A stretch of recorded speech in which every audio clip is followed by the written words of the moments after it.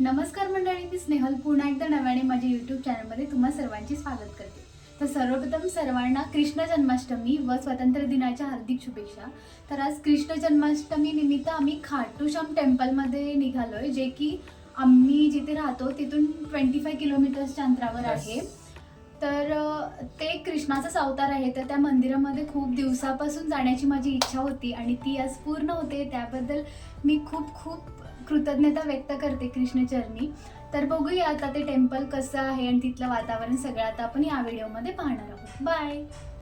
खाटू श्याम, ज्यांना बार्बरिक म्हणूनही ओळखले जाते, ते एक महाभारतातील एक महत्त्वाचे पात्र आहेत आणि त्यांना कलियुगातील भगवान कृष्णाचा अवतार मानले जाते. ते घटोत्कचाचे पुत्र आणि भीम यांचे नातू होते. बँगलोरमधील मॅजेस्टिक बसस्टँडपासून खाटू श्याम टेम्पल 31 किलोमीटर्सच्या अंतरावर आहे. तेथून तुम्ही बन्नेरघट्टा बसने या मंदिराला येऊ शकता. आम्ही मंदिरच्या थोडं जवळच पोहोचलो होतो आणि त्यानंतर आम्हाला असं समजलं की ते मंदिर 3ला ओपन होईल. बेंगलोरमधील मोस्ट ऑफ द टेम्पल हे दुपारच्या वेळेला बंदच असतात, म्हणजे 1:30 to 3 o'clock ह्या वेळेत तुम्ही मंदिरामध्ये जाणं प्रिफर करू नका, कारण मंदिर क्लोज असतात. आणि जाता जाता आम्हाला खूपच सुंदर असं मंदिर दिसलं आणि आम्ही गाडी त्या मंदिराच्या दिशेने वळवली. अँड गेस वॉट, ते मंदिर कृष्णाचं होतं. तसं तर आम्ही जाताना बोर्ड वाचला होता, त्यावर श्री चंपकधामा स्वामी टेम्पल असं लिहिलं होतं, त्यामुळे आमच्या काहीच लक्षात नाही आलं. पण मंदिर हे मंदिरच असतं ना, आपल्याला काय सगळेच देव सारखे, त्यामुळे आम्ही मंदिरामध्ये उत्सुकतेने दर्शनासाठी गेलो होतो. तसं तर हे मंदिर खरंच खूपच प्रसिद्ध होतं, पण याची आम्हाला काहीच कल्पना नव्हती. जर तुम्ही बेंगलोरमध्ये असाल आणि तुम्हाला जर छोटीशी एक 1 डे ट्रिप करायची असेल तर तुम्ही बन्नेरघट्टा नॅशनल पार्क आणि हे कृष्णाचं मंदिर व त्याच्या बाजूलाच अगदीच 2 किलोमीटर अंतरावर असणारं खाटू श्याम टेम्पल, ह्या तिन्ही प्लेसेसला तुम्ही व्हिजिट करू शकता. खरंच खूप छान अशी तुमची ट्रिप होऊन जाईल. आम्ही मंदिर क्लोज होईल म्हणून आम्ही पटपट मंदिरामध्ये गेलो दर्शनासाठी, पण आम्हाला काहीच माहिती नव्हतं की कोणतं मंदिर आहे म्हणून. मंदिरामध्ये प्रवेश करताच खूप एनर्जेटिक फील होत होतं आणि इथलं जे वातावरण आहे ना, खरंच खूपच छान होतं. संपूर्ण दगडांनी बांधलेलं हे मंदिर किती छान दिसतंय ना.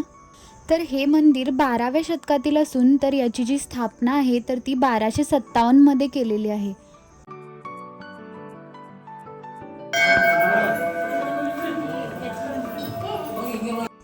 जेव्हा मी मंदिरामध्ये गेलो होतो ना, तर तेव्हा हा मंदिराचा क्लोजिंग टाईम होता, पण आज जन्माष्टमीनिमित्त थोडा वेळ जास्त हे मंदिर ओपन होतं व आम्ही जे शेवटचेच होतो, जे की थोड्याच भक्तजनांना दर्शन मिळालं. त्यानंतर लगेचच जे मेन डोर आहे तर ते क्लोज करण्यात आलं होतं. दर्शन घेतल्यानंतर मन अगदीच तृप्त होऊन गेलं होतं आणि त्याचं जे कारण आहे तर ते तुम्हाला थोड्या वेळानंतर कळेल किंवा तुम्हाला मूर्ती बघून कळालंसुद्धा असेल.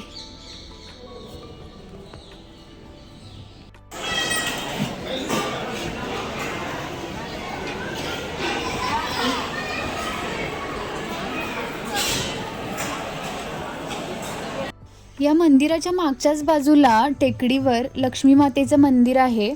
वर जायला संपूर्ण स्टेप्स आहेत, तर आपल्याला बऱ्याच स्टेप्स चढून वरती जायचं आहे.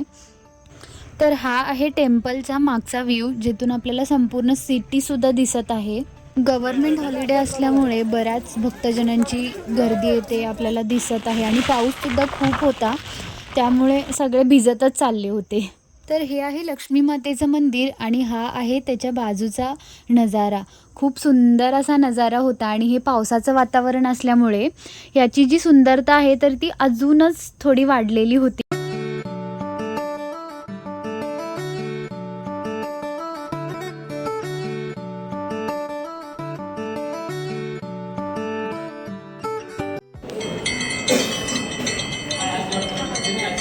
आम्ही ना खाटू श्यामच्या मंदिरला जात होतो, पण ते 3ला ओपन होतं. आम्ही घरातून 1ला आलो होतो ना, त्याच्यामुळे आम्हाला वाटेमधून येताना एक मंदिर दिसलं आणि आम्हाला ते माहिती नव्हतं कोणतं मंदिर आहे काय आहे. आम्ही असं सहज, आता ते मंदिर पण बंद असते म्हणून सहज आलो आणि ते मंदिर होतं तिरुपती बालाजींचं आणि त्याच्यावरतीच टेकडीवर खूप सुंदर असं लक्ष्मी मातेचं मंदिर आहे. खरंच खूप छान वाटलं. आमचं काहीच प्लॅनिंग नव्हतं, पण मंदिरात आम्हाला दर्शन मिळालं श्रीकृष्णाचं. मन अगदीच भरून गेलं आणि आज आमच्या दोघांचा सुद्धा उपवास होता. पण मंदिरामध्ये आम्हाला प्रसादसुद्धा मिळाला, त्याच्यामुळे आम्ही ग्रहण केलं, कारण अशी संधी आम्हाला पुन्हा मिळणार नाही.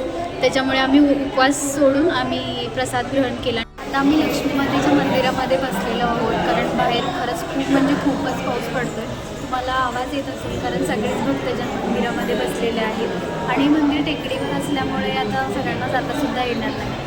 आणि आज आम्ही खरंच दोघंसुद्धा खूपच हॅपी आहोत, कारण कृष्ण जन्माष्टमीच्या दिवशी कृष्णांनीच आम्हाला या मंदिरामध्ये बोलवून घेतलेलं आहे असं आम्हाला वाटतं, कारण याच्या अगोदर आम्हाला त्या मंदिराची कल्पनासुद्धा नव्हती, म्हणजे कुणी सांगितलेलं सुद्धा नव्हतं आणि आम्ही असं बघितलेलं सुद्धा नव्हतं. आणि अचानक जाता जाता मंदिरामध्ये आलो आणि ते मंदिर कृष्णांचंच निघालं. हा योगायोग असाच जुळून येत नाही, तर देवानीच आम्हाला ती संधी दिली. त्याबद्दल मी खूप अशी कृतज्ञता व्यक्त करते श्रीकृष्णांची. असेच आम्हाला तुमच्या चरणापाशी ठेवा, सतत आमच्याकडून नामजप करून घ्या, हीच तुमच्या चरणी प्रार्थना आहे. आणि आज खूपच हॅपी आहे. त्यानंतर आम्ही निघालो खाटू श्यामजींच्या मंदिराकडे आणि तुम्ही बघू शकता आम्हाला किती भयानक असं ट्रॅफिक मिळालं आहे. आम्हाला येताना थोडंसुद्धा ट्रॅफिक मिळालं नव्हतं आणि 2 मिनिटांच्या वाटेसाठी इतकं ट्रॅफिक, बापरे. या ट्रॅफिकमुळे ना कुठे जावंसं सुद्धा वाटत नाही. तर फायनली आमची जी खूप दिवसांची आतुरता होती या मंदिराला येण्याची, तर ती संपलेली आहे आणि आता आम्ही श्यामजींच्या मंदिरामध्ये येऊन पोहोचलो आहे. आणि तुम्हाला वाटेल की हे तर कृष्णाचं मंदिर असं सांगतेस आणि इथे 3 बाण का आहेत, तर ह्याची संपूर्ण स्टोरी मी आता तुम्हाला सांगणार आहे. आणि त्याचसोबत तुम्ही मंदिराचं दर्शनसुद्धा घ्या. बार्बरिक हे शिवांचे भक्त असून त्यांनी घोर तपश्चर्या केली होती, त्यामुळे शिवांनी त्यांना 3 अभेद्य बाण वरदान म्हणून दिले होते, त्यामुळे ते कोणतेही युद्ध अगदी सहजच जिंकू शकले असते. जेव्हा महाभारतातील पांडव व कौरव यांचे युद्ध चालू होते, तेव्हा बार्बरिक मी जो हरण्याच्या स्थितीत असेल त्यांना साथ देईन असे वचन आपल्या आईला देऊन रणांगणात येत असतात. जेव्हा हे श्रीकृष्णांना समजते, तेव्हा कौरवांना जिंकवेल म्हणून ते ब्राह्मणाचा वेश धारण करून बार्बरिकची परीक्षा घेतात. जेव्हा बार्बरिक रणांगणात आपले 3 बाण घेऊन येत असतात, तेव्हा ब्राह्मण वेशातील कृष्ण त्यांना हसत म्हणतो की या 3 बाणाने तू हे युद्ध कसे काय जिंकणार. तर तेव्हा बार्बरिक म्हणतात की माझा हा एकच बाण काफी आहे हे युद्ध जिंकण्यासाठी, जर मी हे 3 बाण वापरले तर या संपूर्ण सृष्टीचा नाश होईल. त्यावर श्रीकृष्ण बार्बरिकला एक आव्हान देतात की जे हे पिंपळाचं झाड आहे ना, तर तुझ्या या एका बाणाने या झाडाची सर्व पाने तू मला छेदून दाखव. बार्बरिक एका क्षणामध्ये संपूर्ण झाडाची पाने छेदून दाखवतो, पण एक पान जे श्रीकृष्णांच्या पायाखाली असतं, त्यामुळे हे आव्हान बार्बरिक हरतो.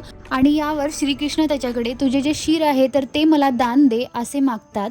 आणि अशा पद्धतीने बार्बरिक आपले जे शिर आहे तर ते श्रीकृष्णांना अर्पण करतो. वीर बार्बरिकच्या महान बलिदानावर श्रीकृष्ण खूपच प्रसन्न झाले आणि वरदान दिले की कलियुगात तू श्याम म्हणून ओळखला जाशील आणि जो कोणी तुझी मनोभावाने पूजा करेल ना, तर त्याच्या सर्व इच्छा पूर्ण होतील असे त्याला वरदान दिले जाते. आम्हाला दर्शन खूप छान मिळालं, अगदीच काहीच गडबड घाई धक्काबुक्की काहीच नाही. आणि या मंदिरात खूप शांतता असते. विशेषतः उत्तर भारतामध्ये खाटू श्यामजींना खूप मानले जाते व त्यांचे पूजन केले जाते. बँगलोरमध्ये तर हे आत्ताच एक 4-5 वर्षाच्या मागे या मंदिराची स्थापना केलेली आहे आणि त्याबद्दलचे जे सगळे फोटोज वगैरे, म्हणजे त्याचा जो जीर्णोद्धाराचे किंवा मंदिराच्या उद्घाटनाचे फोटोचे अल्बम्स आणि काही देवांची पुस्तके वगैरे इथे ठेवलेले आहेत, तर ते आपण वाचू सुद्धा शकतो. आय होप तुम्हाला बऱ्यापैकी माहिती मिळाली असेल. जर तुम्हाला अजून जाणून घ्यायचं असेल तर तुम्ही गुगलला सर्च करून माहिती मिळवू शकता. फायनली खाटू श्याम मंदिरामध्ये सुद्धा आम्हाला दर्शन मिळालं. खूप छान पद्धतीने दर्शन मिळालं आणि मंदिर खूपच अप्रतिम आहे. आणि जर तुम्ही बेंगलोरमध्ये असाल आणि या मंदिराला जर तुम्हाला भेट द्यायचं असेल तर बन्नारघट्टा जे नॅशनल पार्क आहे तर त्याच्या बाजूलाच हे मंदिर आहे. आणि त्याच्या अगोदर जे आम्ही मंदिराला भेट दिली होती तर ते सुद्धा इथे जवळच एक 4-5 मिनटाची वाट आहे. तर तुम्ही या दोन्ही मंदिरांना भेट देऊ शकता. व्हिडिओ आवडला तर लाईक शेअर सबस्क्राईब करायला विसरू नका. तोपर्यंत बाय बाय.